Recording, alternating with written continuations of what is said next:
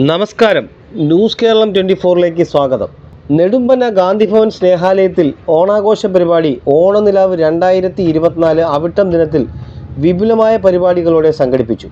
ഏഷ്യയിലെ ഏറ്റവും വലിയ മതേതര വയോജന കേന്ദ്രമായ പത്തനാപുരം ഗാന്ധിഭവൻ ഇൻ്റർനാഷണൽ ട്രസ്റ്റിൻ്റെ ശാഖയായ നെടുമ്പന ഗാന്ധിഭവൻ സ്നേഹാലയത്തിൽ അത്തം ദിനം മുതൽ ആരംഭിച്ച ഓണനിലാവ് 2024 ഓണാഘോഷ പരിപാടിയിൽ അവിട്ടം ദിനത്തിൽ ജീവകാരുണ്യ മേഖലയിൽ ശ്രദ്ധേയമായ പ്രവർത്തനങ്ങൾ കാഴ്ചവെക്കുന്ന മാദേവ ചാരിറ്റബിൾ ട്രസ്റ്റ് ചെയർമാൻ മനു മാധവിൻ്റെയും ഭാരവാഹികളായ സബിന വാഹിദ്, ഗ്രീഷ്മ ബിജു, നായിഫ് വാഹിദ്, അഞ്ജന എസ് ബിജു എന്നിവരുടെ നേതൃത്വത്തിൽ ഓണസദ്യയോടെ ആരംഭിച്ചു.